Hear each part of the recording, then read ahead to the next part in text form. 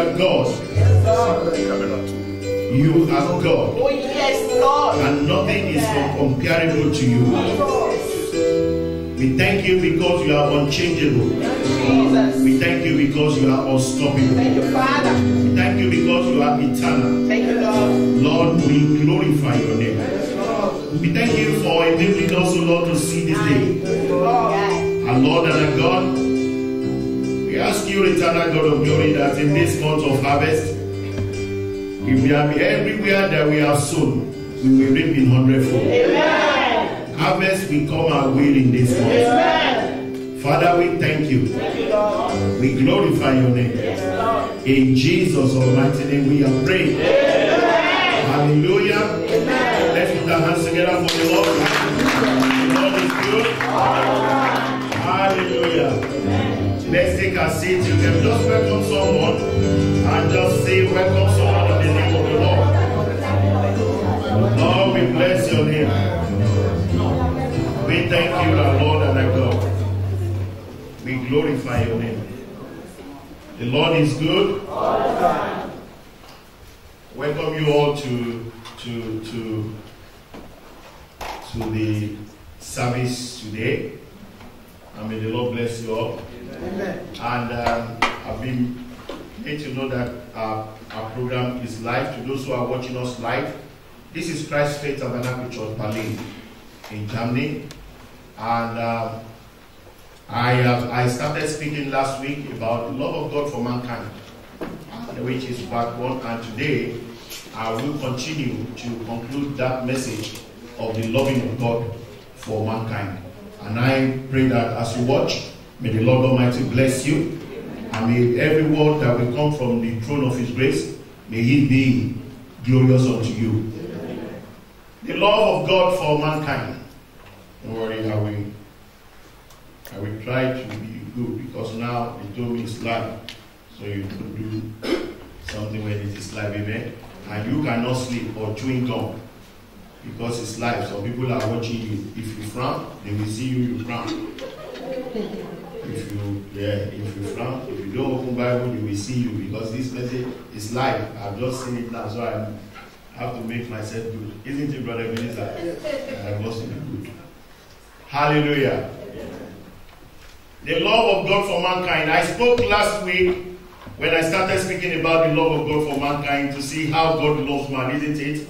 And I showed to you about the love of God, from His blessings to how the intention of God before you were formed in your mother's womb. I used scripture from the book of Psalm 139, Jeremiah. I spoke about when he said, before you were formed in your mother's womb, I knew you. I spoke about the blessings of God, about the love of God. And I showed to you about the creation, how God started in the creation of mankind to show how He loved God, how God gave authority to man, and in the Garden of Eden, God lost the authority, man lost the authority that God gave to them, and how the authority was installed back unto mankind by Jesus. Amen. I also make you to understand from the book of John 3:16 that for God so loved the world that He gave His one and only begotten Son, that whosoever is a condition, that whosoever is not forceful, whosoever believes in Him will not perish but have everlasting life. Amen. And I believe that the greatest thing for mankind to have is to have eternal life. Although Satan has come to deceive mankind that you don't need to worry about eternal life, you only need to live your life the way you want, and when you die, you die. But I'm so sorry that there is eternal life. And I'm so sorry that there is a day they call the judgment day, when we all stand before God. He said, when you will speak about the things that is done in the body, and you will stand before Him. So there is a judgment day which has already been set. All those who died now, they've not gone through judgment. No, everybody is still somewhere. But when the last days come, then it will be the time for judgment. Amen? Amen. As you live your life, live it to glorify God. The Bible says in the book of 1 John chapter 3. 1 John chapter 3. In verse 1 of 1 John 3, it says, 1 John, is that 1 John 3:1? It says, how great is the love the Father has lavished on us, that we should be called children of God. And that is what we are. Right? He said, how great is the love the Father has lavished on us, that we should be called children of what? Children of God. Look at the New King James Version. 1 John 3:1. King James Version or New King James Version. He said, behold, what manner of love the Father has bestowed on us, isn't it? Yes. That we should be called children of God.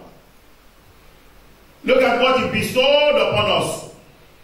That we should be called the children of God. Goes to the book of John, 1 John chapter 5. 1 John chapter 5 verse 4. He said, for whatever is born of God overcomes the world. Whatever is born of God overcomes the world. And this is the victory that has overcome the world, even our faith. But today, I'm not going to expatiate so much in this, our faith. I'm going to stay on the area of, for whatever is born of God. You know, I started by saying, what is the love that the Father lavished on us? That we are called the children of God. And the scripture says, for whatever is born of God, that is the only thing that overcomes the world. Anything that is not born of God cannot overcome the world. And he says, and that is the victory. That is the victory that has overcome the world. The victory of we being born of God. The victory that we've been born of God. That is what makes us overcome the world. Anyone who is born of God, and those who have accepted Christ as their Lord and Savior, they are born of God.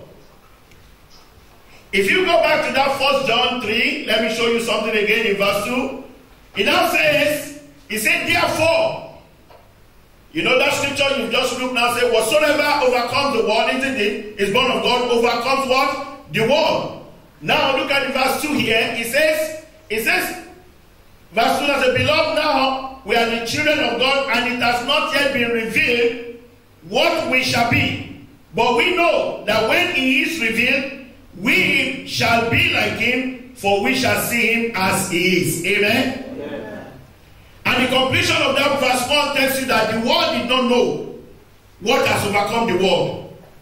3:1, go back, look at the last part of verse 3:1. Go back, it says here, therefore, the world does not know us, because it did not do what? It did not know him. Who has made us to be children, they do not know him. The victory that we have is in Christ Jesus. Anyone who is born of God overcomes the world. You must not live like the world. Because what makes you overcome the world is your acceptance of Christ as your Lord and Savior. The Bible says, but thanks be to God who always gives us what? Victory. Where is our victory? Say it. People are watching you. Where is our victory? In Christ Jesus. But thanks be to God who has given us victory. Victory is not just going to be given to you. You have already have victory, but the victory that you have is in the name of Jesus. I want you to see that whosoever is born of God, you are not of this world. I say you are not of this world. If you are born of God, you must not think as the world thinks. You must not speak as the world thinks, as the world speaks. Everything that you do, there must be a difference between you and the world system. Because for you to be able to declare this victory, it said therefore, the world does not know us, but it did not know him. The world did not know him through whom you have attained the victory. But when you act like them, then there is no difference between you and them. Then you cannot speak about the victory. Whosoever is born of God, whosoever is born of God, and those who have accepted Christ as their Lord and Savior, they are born of God. You overcome the world. When you do as the world do, you have not overcome the world. When you speak as the world speak, you have not overcome the world. When you reason as the world reason, you have not overcome the world. When there is no faith in you, you have not overcome the world. When you do everything that the people in the world do, you have not overcome the world. When you gossip, you have not overcome the world. When you backbite, you have not overcome the world. When you do anything that the world does, you have not overcome the world. You have not overcome the world.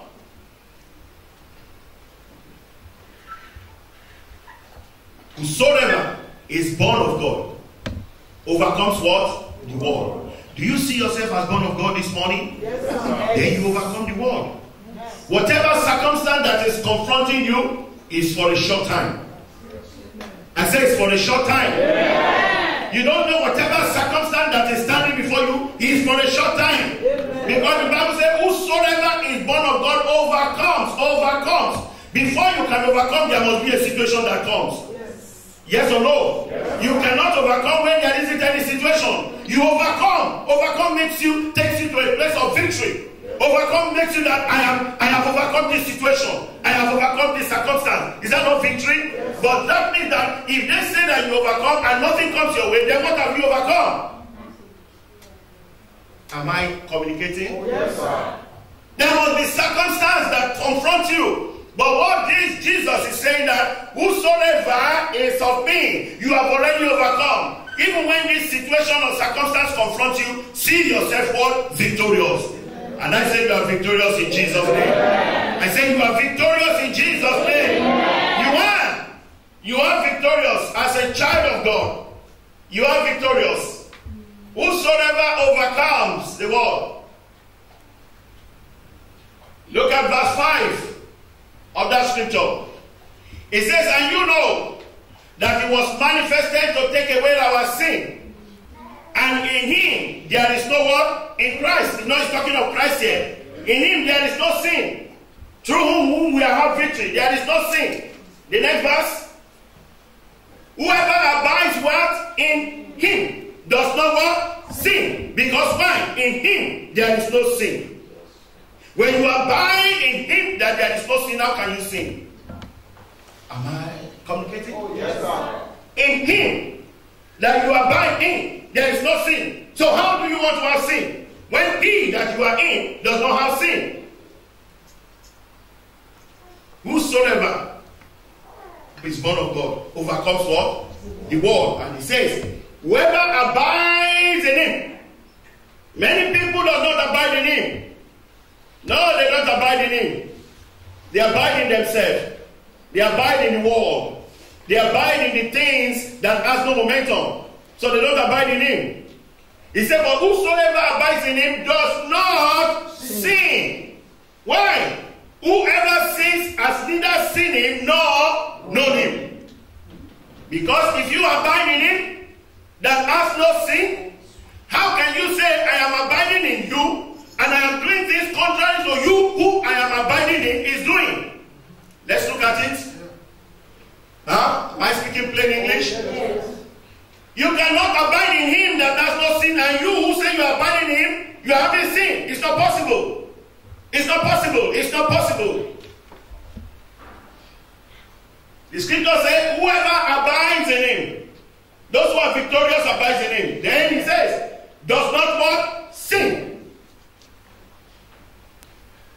Why? Whoever sins has neither seen him nor known him. Verse 7. Little children, let no one do what? Deception is of Satan, isn't it? I showed you last week. That is what he's using to deceive. This world is still using it. The same deception he used since the beginning. I showed it to you last week in the Garden of Eden, isn't it? When he went to tell Eve, oh, did God say? Did God say? And I showed to you last week, yes or no, yes, that God created man in his image. Is that right? Yes, and in his likeness, he created them. And when Satan came into the Garden of Eden, he said to Eve, God knows that you will be like him. Is that not deception? Yes. Because why? God has already made Eve in his image. The same deception is still using up to today. You're creeping into the church to deceive people in the church.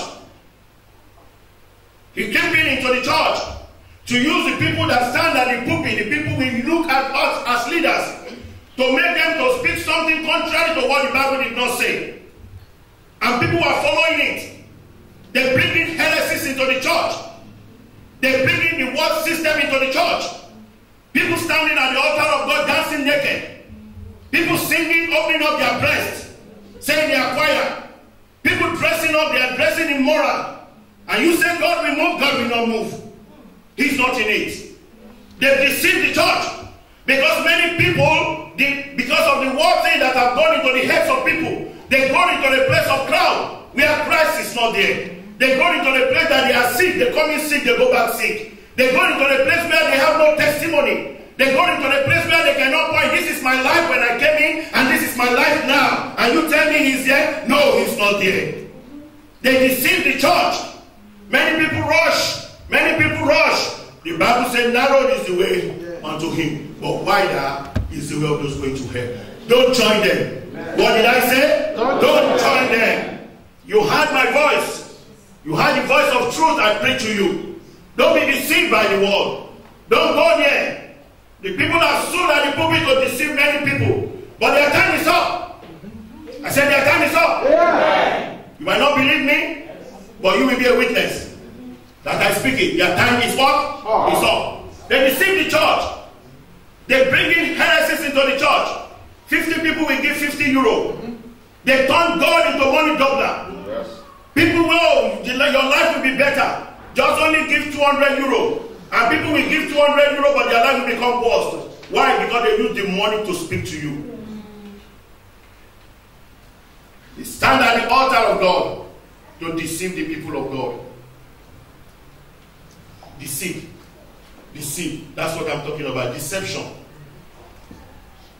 They call what is not white to be white. They darken the hearts of people. Why? Because people are living in immorality. Because people refuse to take the truth. When you speak the truth, they say you are judging them. Satan gave it to them to speak. Anyone who say when people are speaking and the first thing that comes out of you, you judging me. Tell something different is speaking of you. Anybody who has pride, that you cannot bow down and hear what other people will say, pride is coming in you. Oh, you judging me. Oh, you judging me. That's what they use for themselves. Don't be part of them. What did I say? Don't be part of them. The moment you see you opening up your mouth and you are saying such, remember me today, I'm telling you, Satan is doing something through your mouth.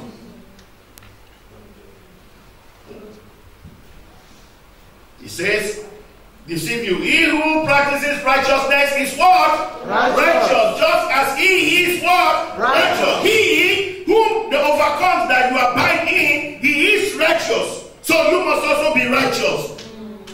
Because the Bible says our righteousness is like a filthy rag. But the only righteousness we hold is in Christ Jesus.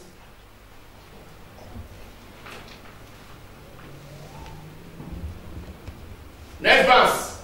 He said, he who sins is of what?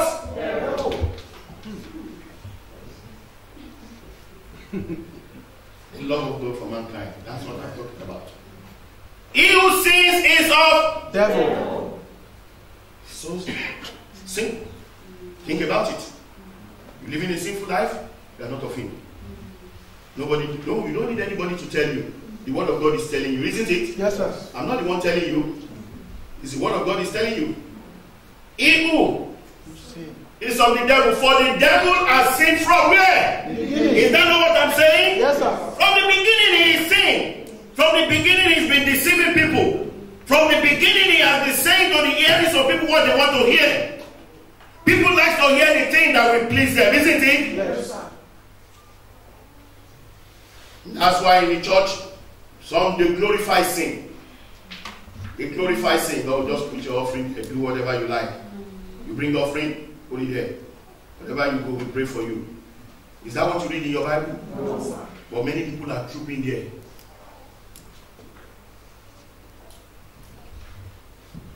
I'll tell you one thing at the end of this meeting. I'm not going to say it because we are live. I don't want anybody to hear it. I want you only to hear it. Something great is coming for you. Amen. Yeah. They will close that thing before I say it because it's for you. Outside, you can't hear it because I don't say it. He who sins is of the devil, for the devil has sinned from when? The beginning. For this purpose, the Son of God was manifested that he might destroy what? The works of devil. Amen. Jesus was manifested to destroy every single works of devil. So to those who believe in him, to those who receive him and believe in him, you will not be deceived. Amen. I said you will not be deceived. Amen. I said you will not be deceived. Amen. Brethren, children of God, that's what you are. Amen. You cannot be deceived. Amen. You must not live a life of sin. He said he who sins is of the devil. That's the word of God.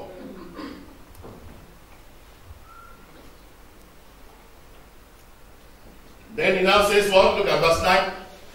Whoever has been born of God, isn't it? Yes. Does not what? Sin. When does anybody born of God? When you accept him as your Lord and Savior, you have been born of God.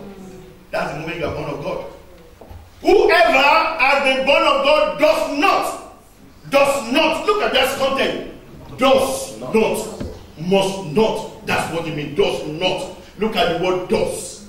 He didn't say do, does not sin.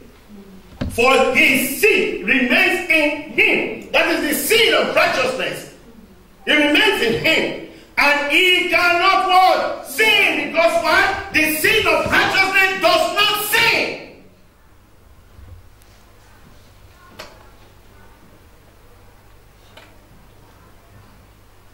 It does not manipulate. It does not think as the world is thinking. It doesn't think negative. It thinks positive. This is my brother, I must always think positive of him. This is my sister, I must always think positive of him. Amen? Yeah. Because of the seed that is in me. Whenever you think something contrary to that to another of you, you have sinned.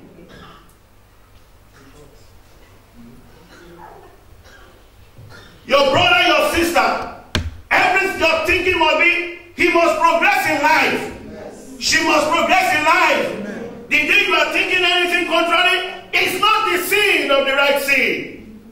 He fall, take him out. Why? Look at Galatians chapter 6. Let me show you one thing. Verse 1. What did Galatians 6:1 say? I'll come back here and I'll finish before I move. But let me show you one thing. Go there, Galatians chapter 6, verse 1. Brethren, if a man is overtaken in trespass, you who are spiritually, restore such a one. He fell. No, you don't put on him. You lift him up gently and you give him restoration. Am I showing you the Bible? Yes. If brethren is speaking to us, the church, isn't it? If a man or woman is overtaken in trespass, like he fell, he got to sin, he fell. He did. That's what he's saying there. You who are spiritually, restore such a one in a spirit of gentleness, considering yourself, lest you also be tempted. Because we are flesh. Look at him. Then you become a broadcast. No. Gentle restoration. Nobody should be casted away. You don't like me? Nobody should be casted away. Yes or no? Yeah. He said, gently restore him or her back. What is done is wrong. But we are not talking about that. We are not even talking about that. This is the next thing now. This is the next thing now. When he or she is now fully gently restored, after he is fully restored, why you fell? But because you did this, what is gone?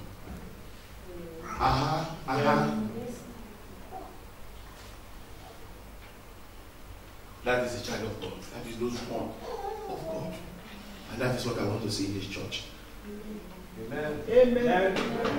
Amen. We are all flesh. Anybody can fall into sin, but you must not continue to sin. Before you come out. But then if you are hearing such a word like this, you should not fall to sin. Amen. Yeah, you should not. You should not. What has actually affected many people is the people you move with. The people you listen to. The people you call friend. Anybody who is not taking you to a place of progress is not your friend. Whether it's your brother, your sister, whether you are born by the same father, the same mother, if what comes out of him is not progress to you, it's not of you. You don't need him. That's true. Oh, Pastor, are you saying we cast our family? I'm not saying, but somebody will make you not to go to heaven. Let him go his way. Did you both come together from the womb? No. Even the two people that came, they didn't come at the same time. Am I correct? Yes. They came separately. The Bible says in Isaiah 49 verse 17, he said, those who will lay you waste, forget about them. That's right. It's my brother, it's my sister, but years is going on, you have not achieved anything. But every time he speaks, it's to bring you down. It's not to encourage you. And you say it's your brother, it's not your brother. It's a destroyer. He wants to destroy you. Am I saying the truth to you? Listen to me. Anybody that whenever he speaks to you is not assessing that. Dave, yes. What happened to this? Why are you still here? This is what you're supposed to do. Why didn't you do this, Dave? Why? You're supposed to do this and then you should have achieved this. And this is what you expected of you. This is what you should have done. Why are you still hanging on to this? And then they encouraged him, isn't it? Yeah. So that Dave can be lifted up. Okay, now don't worry. Now, let's get it done. That is somebody who wants progress for you. Not someone who say, what are you doing? Don't worry, let's continue to collect the money. You collect yes, not to collect the money. And then life is going on you. Life is going on you. You know I always say it? Age? Oh. It's going. You say, I'm young. It's a matter of time. It's a matter of time. On Friday, in the night vigil, we watch, as you are watching spiritual, I don't know whether you don't come to Friday, you better be coming. We have been watching spiritual warfare, isn't it? Yes. Anytime you don't see me, do you think I play? I'm also with them over there. Go and log on to the website and look at me. I'm not a pastor that because I'm not here, I'm wasted. No! I am fully in what is going on. Yes. Last week Friday, go and tune. Go to when you get home, log on. Friday, come. Pastor said this, I want to see whether I get. I was sitting beside our Father in the Lord in the church. And we were both watching the tape. We were both go and log on when you get home. Then the pastor is telling her, go and log on. Can I come to your house? I can't come to your house now. You can easily log on, isn't it? Yes. If I'm telling her, you will see, isn't it? Yes. Daddy sat and I sat next to Daddy. We were both watching the tape where he spoke about spiritual warfare. He spoke in 2002 and it was 15 years ago. The same thing he's saying is still the same thing he's saying today. And when we finished, I turned to Daddy. I said, Daddy, I was in that place 2002. I said, but what I had today, it looks as if I wasn't there. Because it refreshes me up. When they play tape and you cannot sit to listen, Satan has taken you up. And we say, oh, they're playing video. No. You can go to some places they play video, not in this church. When they play a video of Apostle Williams, you are having increase in your life. If you be part of those who say, I cannot sit and watch video, you have missed it. You have missed it. You have missed it. I'm telling you the truth. I'm telling you the honest truth. That is pride, ego. Oh, can we go have video? You are not watching video. If anybody says that the Spirit of God is not living in you, because the Bible says where the word of God, the truth is being said, you have to be blessed. Your spirit must be that in this sitting down, I will be. If the man of God, the general overseer of Christ's Faith Tabernacle, sat down, he's listening to himself, what God spoke through him 15 years ago, how much more you say you cannot sit? It's pride. And after we have listened, and I turned to Daddy, I said, Daddy, I saw myself in that place. Do you know what I'm trying to bring to you? How I look is not how I look. I have grown in age. You don't know. Then if I was doing it, I cannot be. I looked at myself, boy, you growing old. Look at you, 15 years ago, look at you now. I can grow old outside, but inside is not old. It's renewed every day. I say it's renewed every day. I say it's renewed every day. Because Caleb said, as I was 40 years ago, it says, so much strength it is. My outside may be old, but my inside is renewed Every day. Am I speaking words of truth to you? Yes, sir. Uh-huh. He says, such is the one in spirit of gentleness. Go back to that scripture. Go back to that scripture. He said, whoever has been born of God does not sin. For his sin, it remains in him. And he cannot sin because he has been what? Born of God. He cannot. He cannot sin because he has been. Can you see that word? He cannot. You know the word cannot? He cannot. He cannot sin. Why cannot he not sin? Because he has been born of God. Whosoever is born of God overcomes the world. You cannot be sinning and overcome the world because the world is sin. They live in sin. They walk in sin. Brethren, you know I'm speaking to you because this is the month of harvest. Yes. I said this is the month of harvest. Yes. And I know there is great thing that God wants to do for you. Amen. Yeah, there is great thing that God wants to do for you. Amen. God has a plan for you. Amen. Say to yourself, God has a plan for me. God has a plan for me. Say it as you mean it, God has a plan for me. God has a plan for me. Yeah, there is a plan for you, brethren. Amen. There is a plan that God has got for you. You cannot afford to allow the plan that God has for you. You cannot afford it to lose. Yeah, God has a plan for you. I showed it to you last week. He said in Jeremiah, the plan I have for you is to prosper you, to give you an expected end. He didn't just create you. And I've told you, what makes people miss it? They mix themselves with the world. If you come to this church, don't mix yourself with the world. Let the word that proceeds out of your lips, let it be seasoned. Let it be seasoned. Daddy told us last week that during these last 3 days, that if people are speaking things that is contrary to the things of God, and you stand there and you are saying, it is. He said, you are not born of God. Because you're supposed to check them that, brethren, that which you are saying is alright. That which you are saying. He said, if you shut your mouth up, some people shut their mouth up because of what they will get from them. Say, don't let me speak. You won't give me 20 euro, which I want. Don't let me speak now. You will not speak to me again. You better speak. You better speak. Because he that is the breath of his nostril can seize any time. You better speak. Say, hey, what are you talking there? You are wrong. You cannot say that. Amen? Amen. And maybe you come to this church. Someone is talking uselessly against this church. And you are saying, and you are there. And you know it's a lie and you cannot talk. I tell you, on the judgment day you will see it. Because in this pulpit there is no lie. In this pulpit there is no lie. Amen. Truth is what comes out of this pulpit. Amen. Nothing but the truth. But those who cannot stand the truth, they come and they go. Because they can't stand the truth. Not because of the church. Amen? Amen. Yes. Some came. They went to speak something negative against me. That this is what I was doing. I won't say it here. But then somebody said, Pastor, I said no. I said, me. If you people speak against what you are not doing, you are fighting, you are an idiot. Yeah, people who came here because I was preaching the truth, they cannot stand the truth. They went outside, they were saying rubbish against me. But the truth we speak after some time. That's right. The truth we speak after some time. Yes. They said all sorts of things again. I said, Pastor, I said, me speak? Then I'm a foolish man. You don't speak. Because when you are speaking, then you are making Satan to be happy. How can somebody tell you what I didn't do? And then I say, what do you mean? I will never. But when the Lord starts slapping them, oh, seriously, because they talk against what was not. Yeah. They talk against the authority. That's why I say you must be careful what you say.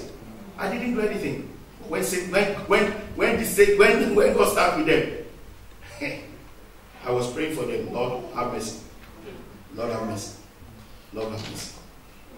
When people speak against the authority of this church and you stand there and you partake in it, you cannot open up your mouth and say, hey, stop here. What I just said, no. On judgment day you will see. And when the punishment comes, you will partake. You hear what I just said?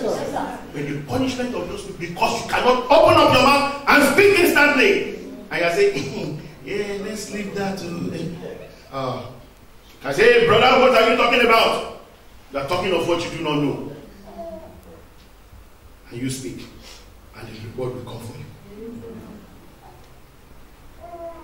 He says, and he cannot sin because he has been born of God. Let me show you one thing before we finish this morning. What is it? Okay, let me show you one thing in the book of John. Look at John chapter 1. John chapter 1, let me show you one thing. And let's see verse 12 to 17. And then I will come back. And he said, but as many as he received him, to them he gave the right to become what? Say it, to become what? Children of God. You know, I'm talking to you about it. That's children of God. He said, but as many as receive him, not only receive him, because when you say, oh, I'm born again, I'm born again, I'm born again. Isn't it? Not only receive.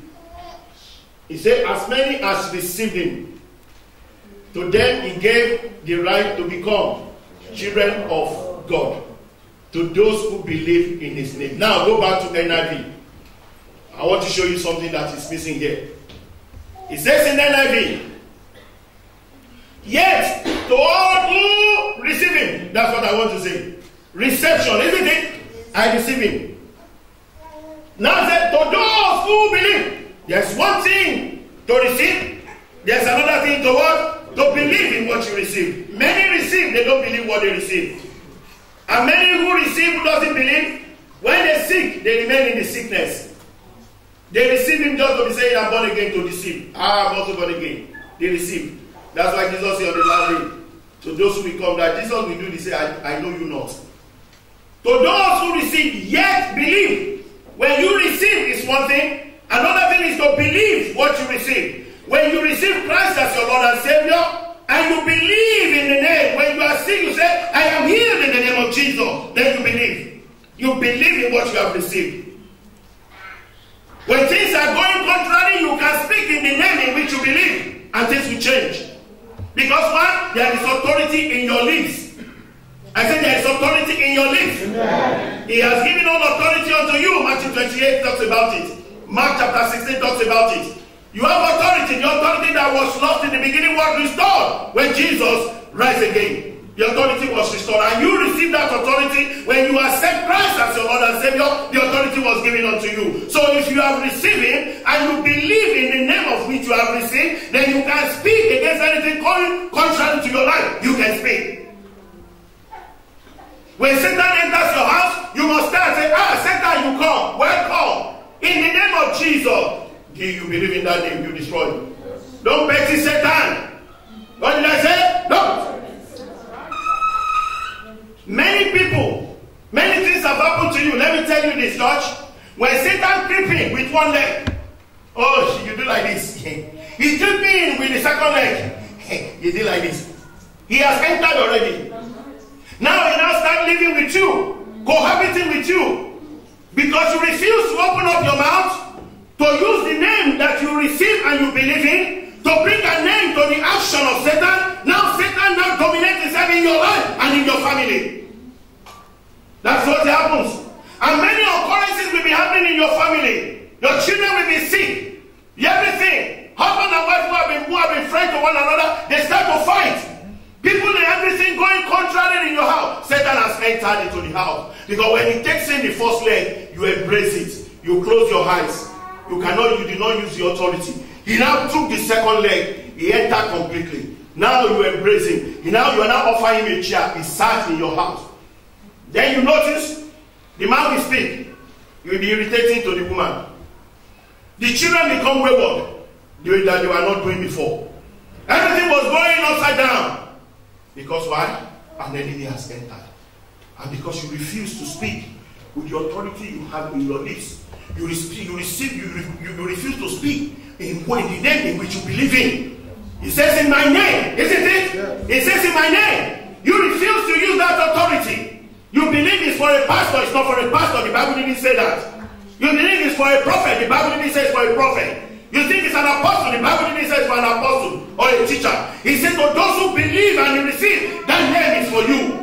I said that name is for you. Amen. I said that name is for you. Amen. So you must learn to use that name in your home. You don't keep your mouth shut. You pray. When you have any sign that is contrary to what the Bible says, that you will have peace, you speak again the thing that is contrary to peace in your life.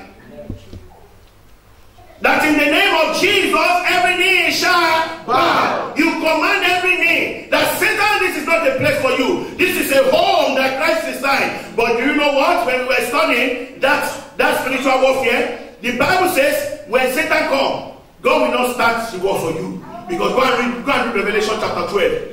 You will have to start the war by yourself. Then God will now back you up. Am I lying? No, sir.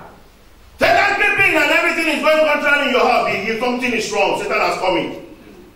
The husband coming before, all the children are happy, the family is happy, you go to the same table before. Now to eat, it's a struggle. I'm not coming to the table. Oh, something is going wrong somewhere. The Bible says, whenever you have any misunderstanding, the sun must not go down on it. Because you don't know whether you will die. Brethren, whosoever is born of God overcomes what? The war. You are an overcomer. Amen. Say to yourself, I'm an overcomer. Say to yourself, I'm an overcomer. Yes, you are an overcomer. You must learn to know your stand in Christ. You must not allow anything that is contrary to what you are believing to have effect in your life. Because you are victorious. Because you are born of God. He said to believe, he gave them the right to become the children of God. Now go on. Verse 13, he said, children born not of human descent, I showed it to you last week, nor of human decision, or a husband will, but born of God. Verse 14, he said, the word became flesh, and made his dwelling among us. We have seen his glory, the glory of the one and only, who came from the Father, full of what? Grace and truth. That is Jesus. That is Jesus. Full of grace and truth. Now today, in closing, he said, what is it for us, for you and I, to be a child of God? What is it for us to be a child of God? Look at the book of Romans. Romans chapter 8. What is it for you and I? Go to verse 30. To be a child of God. He says, and those he predestined. You are predestined. Amen. I said you are predestined. Amen. He said, and to those he predestined, he also does what? He called. Yes, he called. He called you. There are two types of calling. There's a general calling and there is a specific calling. You and I, we all fall under general calling. And we see that in Matthew 28 verse 16, Mark chapter 16, where it says, all authority I give unto you. In my name, he called you as a disciple. Am I right? Yes, don't let anybody deceive you. If you come to this church, you cannot be deceived. Because I will naked the Bible for you. He called two callings.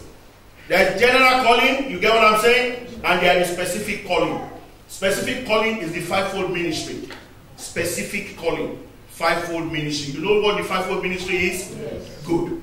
General calling. Everyone who is born of God. That's the general calling. And that is in Matthew 28, 16. And Mark chapter 16, when you read from verse 17.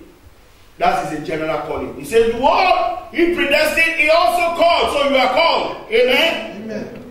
Those he called, he also what? Justified. So you are justified. Yes. Nobody can bring any charge against you. Yes. I said no one can bring any charge against you. Yes. Because you are justified. By the blood you are justified. Amen. It says he justified. He also does what? He glorified. Because the Bible says in Ephesians 2:6 that we are all seated at the right hand of God where he has been lifted up. We are all glorified. Yes. That is what it is. To be called a child of God. To those he predestined, he also called them. So you are called. And to those that he has called, he also does what? He justifies them. If God is with you, who can be against you? No one. Look at the next verse. He now says what? What then shall we say? In response to what we have just seen, to those who are called, to those who have been justified, to those who have been glorified. What will we see then? Those child of God. Then he said, if God is for us, who can be against us? Nobody can be against you. I said nobody can be against you. I said no one can be against you. Because you are called, you are justified, you are glorified. Amen. No one can be against you. If God, so then what shall we say? To those who have been called, to those who have been glorified, to those who have been justified. If God is, what then shall we say in this response to what was said? If God is for us, who can be against us? Then it now goes on, verse 32. He who did not spare his own son, but he gave him up for us all, how will he not also along with him graciously give us what? All things. So to those who are born of God, all things have been given unto you. Amen. I say all things have been given unto you. Amen. I say all things have been given unto you. Amen. He said, then 33. What did he say? Who will bring any charge against those whom God has chosen? How many chosen ones are here? How many chosen ones are here? How many chosen ones are here? Then nobody can bring charge against you. Amen. Nobody can bring charge against you. Amen. Satan, you are under my feet. So how can he bring charge against you? How can he bring charge against you? Nobody can bring charge against you. Because he called you, he justified you, he glorified you. Amen. He said, we bring charge against those whom God has chosen. It is God who does what? Who justifies. No man. No man. Only God justifies. It is God who justifies. Who is he that condemns? Christ. That condemns? Christ Jesus, who died. More than that, who was raised to life, is at the right hand of God. And he's also doing what? Interceding for us. He's interceding at the right hand of God. The Bible says in Exodus 15:6, he said, your right hand, O Lord, is majestic in power. He said, your right hand, O Lord God, he charged at the enemy. And Ephesians chapter 2 verse 6, he said, you and I who have believed, we are sitting comfortably at the right hand of God. If you are sitting down comfortably at the right hand of God, can anything come to you? No. Reverend, it's time for you and I to shake this balloon. Are you ready together with me? Yes, sir. Are you ready together with me? Yes, sir. The time has come for us to chase this balloon. The only thing I notice, you have kept your mouth shut so long. If you have opened up your mouth, this seat's supposed to have been filled. If what you hear me speak through the Spirit of God every time, it blesses you. Are you blessed whenever you come here? Yes, be honest. You are blessed. Yes, say it as you mean that you are really blessed. You are blessed. Then this chair should not be empty. This chair should not be empty. Every day I will challenge you in this year, in this month. When you come, I will challenge you. And I will never stop. Because this is the month of harvest. The harvest, the first harvest that is needed after the harvest of righteousness is to win souls. Because the scripture God gave to us this month is John 14:35. He's not talking about if you do the harvest that Christ was talking in that scripture, every other harvest will follow. If you want other harvest to follow, you let somebody sit here in this month. Test me. Test me. You know I speak of God. Test me. Let's make it a test. And we all come back before him. In this month, let someone sit here. Let someone sit here. Let someone sit there. Be confident. Many of you have been built only of yourself. Many of you scared. Many of you knew many people who are going to the place of life. But you can't open up your mouth and say where you are going. Why? Many of you, because maybe you are scared. You don't know the word. You don't even know what to do. And many of you because of familiarity. Oh, it's my friend. I don't want to lose him. You better lose him. And let because you will not see him in heaven if you are going. What does it benefit you seeing him on this world? The word that is the prayer, and the word you will not see him. Brethren, if you want to do good for me this month, if you love me with the love of God, and if I've been a blessing to you, and you are really sure, someone you will win a soul in this month. Amen. I don't mean you win a soul outside, you win a soul to sit where you are sitting. Amen. The greatest gift you can give me, I'm challenging you. I'm challenging you all this morning, all of you hearing me this morning, I'm challenging you. That if God that speaks through me has been a blessing to you, in this month, in this month, the greatest gift you can give me, that I will never forget till I die, is the gift that you win a soul to sit in the kingdom of God. Because that scripture in John, I will finish. Go back to that John and I will finish in that John 4:35. Then we will pray. It says in that John chapter 4, in verse 35, it says, do you not say, this is Jesus speaking? Everybody look up. This is Jesus speaking to you and I. Because this day, Jesus was speaking to the disciples. And we are his disciples today. Am I right? Yeah. So Jesus is speaking to you. Yeah. He said, do you not say, 4 months more and then the harvest? The people are looking with the natural eyes. The natural eyes of how when they plant and when they do things. People are looking with the natural eye. Oh, that person. Oh, I can't win him now. Look at the way he's living. Look at the way he's living. That's the natural eye. That's what he's saying there. Do you not say procrastination? Oh, that my friend. It's not right. Every day he drinks. Every day he smokes. God did not tell you that those who drink cannot come to him. Come as you are. That's what he says. Whatever he might be smoking, bring him to the Lord. Because he's not talking about smoking. He's not talking about drugging. Whatever the person is doing, the Lord is able to change. Yes. Don't look at the outside appearance. Don't look at the outside circumstance and you are walking. That's my friend. The way he's speaking. Every day he goes to club. Every day he goes to party. I don't think he's ready for God. Who told you that? It's not. It's your mind. It's not God. It's ready. It's ready. It's you who is procrastinating. The person is ready. It's right. He said, do you not say 4 more months and then the harvest? I tell you, open your eyes. May the Lord open your eyes in this month. I said, may the Lord open up your eyes in this month. He says, open your eyes and look at the fields. What is the field? They are those who are yet to be born again. They are the fields. They are the fields. Someone sitting next to you. Someone who you call your friend. Members of your family. Those people that you love so much. But because of what they give to you, you refuse to open up your mouth. Your father, your mother. And you know, I'm challenging you all this morning. I'm challenging you all this morning. He says, open up your eye, the fields are the people. The fields are the people who are not saved. They are the field. You want God to do great things? God will bring harvest for you this month. Yeah. Oh, you don't worry about that. That is normal. But you must do something for him also. If he blesses you, you must also do something for him also. In your business, in your office, people you know and you are scared about them to talk to them. Oh, every day. He goes to club every day. He smokes, he drinks. Yes, that's none of your business. What you want to do is that you want to win him with the love of God. You open up your mouth and let God speak to you.